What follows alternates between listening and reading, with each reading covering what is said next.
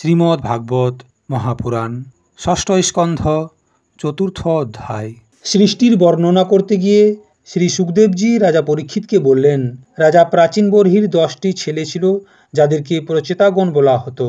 যখন সেই প্রচেতাগণ সমুদ্র থেকে বাইরে বেরিয়ে এলো তখন ওনারা দেখলেন যে আমাদের পিতা নিবৃত্তিপরায়ণ হয়ে যাওয়ার কারণে সমস্ত পৃথিবী বৃক্ষে ভরে গিয়েছে। সেই বৃক্ষগুলির উপরে ওনাদের ক্রোধ উৎপন্ন হলো। তখন ওনারা সেই বৃক্ষগুলিকে জ্বালানোর জন্য মুখ থেকে আগুন এবং বায়ু সৃষ্টি করলেন।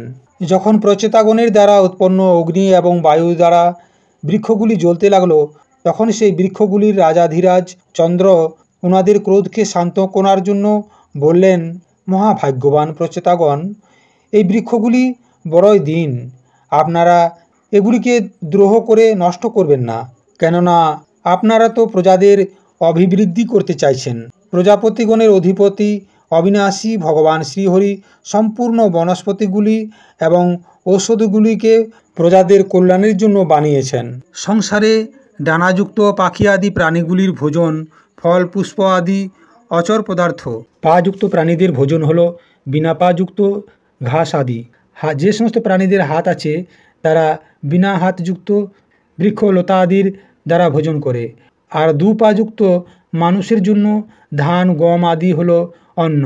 4 পাযুক্ত গরু উট আদি ক্ষেত প্রভৃতি দ্বারা অন্নের উৎপত্তির সহায়ক। হে নিষ্পাপ প্রচেতাগণ, আপনার পিতা এবং দেবাধিদেব ভগবান আপনাদেরকে এটাই আদেশ দিয়েছেন যে প্রজার সৃষ্টি করো। এরকম স্থিতিতে আপনারা বৃক্ষগুলিকে জ্বালিয়ে দিচ্ছেন, এটা উচিত নয়। আপনারা ক্রোধকে শান্ত করুন এবং পিতা পিতামহ প্রপিতামহ আদির দ্বারা সেবিত সৎপুরুষের পথকেই অনুসরণ করুন। যেমন মা বাপ তার সন্তানদেরকে, পলক যেমন নেত্রকে, পতি যেমন পত্নীকে, গৃহস্থ ভিক্ষুকগণকে আর জ্ঞানী অজ্ঞানীদেরকে রক্ষা করে এবং তাদের মঙ্গল চায়, সেরকম প্রজাদের মঙ্গল রক্ষা এসবের উত্তরদায়ী হলো রাজা। সমস্ত প্রাণীদের হৃদয়ে সর্বশক্তিমান ভগবান আত্মারূপে বিরাজমান রয়েছেন। সেই জন্য আপনারা ভগবানের নিবাস স্থানকে বুঝুন। যদি আপনারা এরকম করবেন তাহলে ভগবানকে কে প্রসন্ন করবে? যাহারা শরীরের ক্রোধকে নিজের আত্মবিচারের দ্বারা শরীরের মধ্যেই শান্ত করে দেয়, বাইরে বেরোতে দেয় না, তাহারা কালক্রমে 3টি গুণকেই বিজয় প্রাপ্ত করে নেয়। হে প্রচেতাগণ, এই দীনহীন বৃক্ষদের আর জ্বালাবেন না। যেগুলি বেঁচে আছে সেগুলিকে রক্ষা করুন, এতে আপনাদেরও মঙ্গল হবে। এই শ্রেষ্ঠ কন্যার পালন এই বৃক্ষগণেরাই করছে, ইহাকে আপনারা পত্নীরূপে স্বীকার করুন। বনস্পতিগণের রাজা চন্দ্র প্রচেতাগণকে এরকম বোঝানোর পর উনাদেরকে প্রমলোচা অপ্সরার সুন্দরী কন্যা দিলেন এবং সেখান থেকে চলে গেলেন।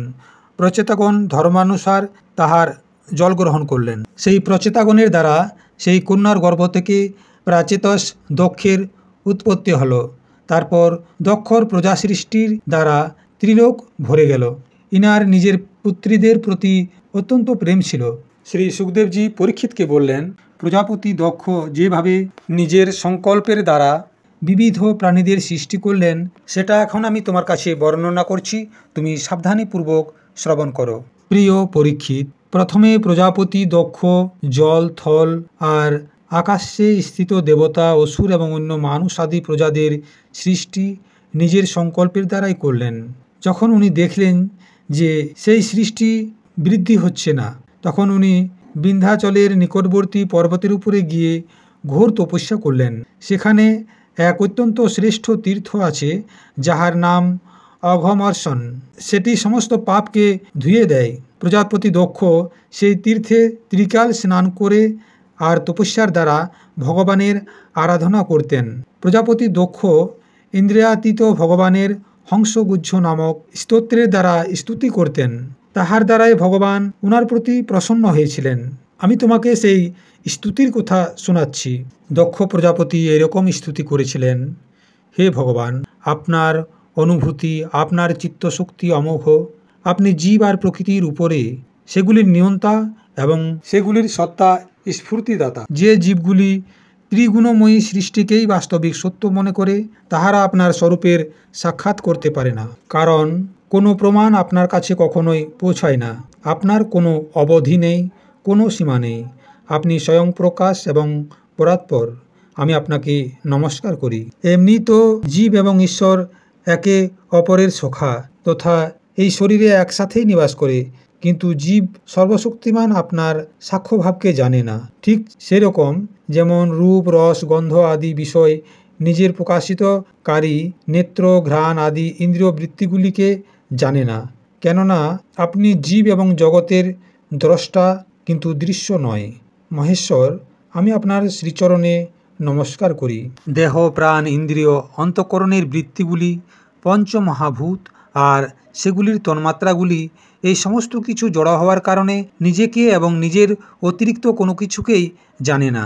কিন্তু জীব এগুলিকে এবং এগুলির কারণ সত্য, রজ এবং তম এই তিনটি গুণকেও জানে, কিন্তু সেগুলিও দৃশ্য অথবা জ্ঞেয় রূপে আপনাকে জানতে পারে না, কেননা আপনি সবার জ্ঞাতা এবং অনন্ত। সেজন্য প্রভু, আমি তো কেবল আপনার স্তুতি করছি। যখন সমাধিকালে প্রমাণ, বিকল্প এবং বিপর্যয় রূপ বিবিধ জ্ঞান এবং স্মরণশক্তির লোপ হয়ে যাওয়ার ফলে এই নাম রূপাত্মক জগতের নিরূপণকারী এই মন উপরত হয়ে যায়, সেই সময় বিনা মনেও কেবল সচ্চিদানন্দময়ী নিজের স্বরূপ স্থিতির দ্বারা আপনি প্রকাশিত হতে থাকেন। প্রভু, আপনি হলেন শুদ্ধ এবং শুদ্ধ হৃদয় মন্দিরেই আপনার নিবাস স্থান। আপনাকে আমি নমস্কার করি।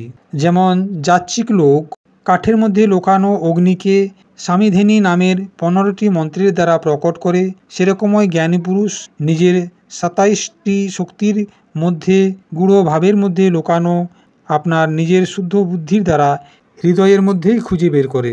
এই জগতে যত কিছু বিবিধতা দেখা যায়, এই সব কিছু হলো মায়া। মায়াকে নিষেধ করে দেওয়ার পর কেবল পরম সুখের সাক্ষাৎকার স্বরূপ আপনিই অবশেষ রূপে রয়েছেন।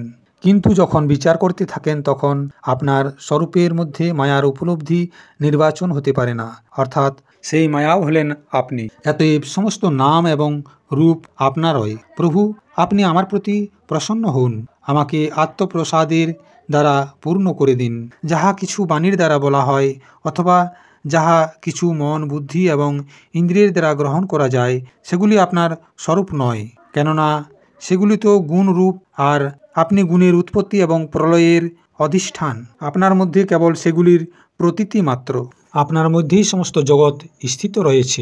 আপনি নিজে থেকে এটার নির্মাণ করেছেন, আর এটা আপনারই আর আপনার জন্যই। আপনিই সৃষ্টি, আপনিই স্রষ্টা। যখন কার্য এবং কারণের মধ্যে কোনো ভেদ ছিল না, তখনও আপনি স্বয়ংসিদ্ধ স্বরূপে স্থিত ছিলেন। সে কারণে আপনি সবার কারণও। সত্যি কথা এটাই যে আপনি জীবজগতের ভেদ এবং স্বগত ভেদের দ্বারা সর্বথা রহিত, এক, অদ্বিতীয়। আপনি স্বয়ং ব্রহ্ম। আপনি আমার প্রতি প্রসন্ন হন। হে প্রভু, আপনারই শক্তিগুলির বাদী প্রতিবাদীগণের বিবাদ এবং সংবাদ এর বিষয় হয়ে থাকে, আর সেগুলিকে বারবার মোহের মধ্যে আপনি ফেলে দেন।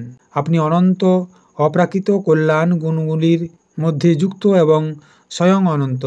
আমি আপনাকে নমস্কার করি। যাহারা উপাসক তাহারা বলেন যে আমাদের প্রভু হস্ত, পদ আদি দ্বারা যুক্ত সাকার বিগ্রহ।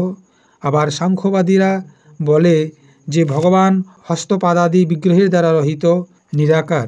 যদিও এই রকম ওনারা একই বস্তুকে দুইটি পরস্পর বিরোধী ধর্মের বর্ণনা করে, কিন্তু তবুও তাহার মধ্যে বিরোধ নাই, কেননা দুটি একই পরম বস্তুর মধ্যে স্থিত রয়েছে। বিনা আকারের হাত, পা আদি হওয়া সম্ভব নয়, আর নিষেধেরও কোনো অবধি হওয়া উচিত নয়। আপনি সেই আধার এবং নিষেধের অবধি, সেজন্য আপনি সাকার নিরাকার দুটির মধ্যেই অবিরুদ্ধ সম পরব্রহ্ম। প্রভু, আপনি অনন্ত। আপনার না কোনো প্রাকৃত নাম আছে আর না কোনো প্রাকৃত রূপ, তবুও যে আপনার চরণকমলগুলির ভজন করে, তাহার প্রতি অনুগ্রহ করার জন্য আপনি অনেক রূপে প্রকট হয়ে অনেক লীলা করেন, তথা সেই রূপগুলি এবং লীলাগুলি অনুসারে অনেক অনেক নাম ধারণ করেন। পরমাত্মন, আপনি আমার প্রতি কৃপা প্রসাদ করুন। লোকেদের উপাসনাগুলি প্রায় সাধারণ কোটির মধ্যে হয়, অতএব আপনি সবার হৃদয়ে স্থিত হয়ে ওনাদের ভাবনাগুলি অনুসারে ভিন্ন ভিন্ন দেবতাদের রূপে প্রতীত হতে থাকেন। ঠিক সেরকম যেমন বাতাস গন্ধের আশ্রয় নিয়ে সুগন্ধিত প্রতীত হয়, কিন্তু বাস্তবে সুগন্ধিত নয়। এরকম ভাবনাগুলির অনুসরণকারী প্রভু আমার অভিলাষা পূর্ণ করুন। শ্রী সুখদেবজি বললেন, বিন্ধ্যাচলে অঘমর্ষণ তীর্থের মধ্যে যখন প্রজাপতি দক্ষ এরকম স্তুতি করলেন, তখন ভক্তবৎসল ভগবান ওনার সামনে প্রকট হলেন। সেই সময় ভগবান গরুড়ের কাঁধে চেপে গরুড়ের কাঁধের উপরে চরণ রেখেছিলেন। বিশাল এবং হৃষ্টপুষ্ট অষ্টভুজা ছিলেন। তাহার মধ্যে চক্র, শঙ্খ, তলোয়ার, ঢাল, বাণ, ধনুষ, পাশা এবং গদা ধারণ করেছিলেন। বর্ষাকালীন মেঘের মতো শ্যামল শরীরের উপরে পীতাম্বর দুলছিল। মুখমণ্ডল প্রফুল্লিত ছিল। চোখগুলি থেকে প্রসাদের বর্ষণ হচ্ছিল, আর হাঁটু পর্যন্ত বনমালা দুলছিল। বক্ষস্থলের উপরে সুন্দর রেখা, শ্রীবৎস চিহ্ন এবং গলার মধ্যে কৌস্তুভমণি জগমগ করছিল। বহুমূল্য কিরীট, কঙ্কন, মকরাকৃতি কুণ্ডল, করধ্বনি, আঙ্গুঠি, নূপুর আর বাজুবন্ধ নিজের নিজের স্থানের উপরে সুশোভিত ছিল। ত্রিভুবনপতি ভগবান ত্রিলোক্য বিমোহন রূপ ধারণ করেছিলেন। নারদ, নন্দ, সুনন্দ আদি পার্ষদ ওনার চারিদিকে দাঁড়িয়েছিলেন। ইন্দ্র আদি দেবেশ্বরগণ স্তুতি করছিলেন, তথা সিদ্ধ, গন্ধর্ব এবং চারণ ভগবানের গুণগুলির গান করছিলেন। এই অত্যন্ত আশ্চর্যময় এবং অলৌকিক রূপ দেখার পরে দক্ষ প্রজাপতি কিছু ভাবছিলেন। প্রজাপতি দক্ষ আনন্দের দ্বারা পরিপূর্ণ হয়ে ভগবানের চরণগুলির মধ্যে সাষ্টাঙ্গ প্রণাম করলেন। যেমন ঝর্ণার থেকে জলের দ্বারা নদী ভরে যায়, সেরকমই পরমানন্দের উদ্রেকের দ্বারা ওনার এক এক ইন্দ্রিয় ভরে গেল এবং আনন্দ পরবশত হয়ে গেলেন। তারপর তিনি কিছু বলতে পারছিলেন না। প্রজাপতি দক্ষ অত্যন্ত নম্রতার সাথে মাথা নিচু করে ভগবানের সামনে দাঁড়িয়ে গেলেন। ভগবান সবার হৃদয়ের কথা জানেন। তিনি দক্ষ প্রজাপতির ভক্তি এবং প্রজাবৃদ্ধির কামনা দেখার পর ওনাকে বললেন, পরম ভাগ্যবান দক্ষ, তুমি তোমার তপস্যায় সিদ্ধ হয়ে গিয়েছ।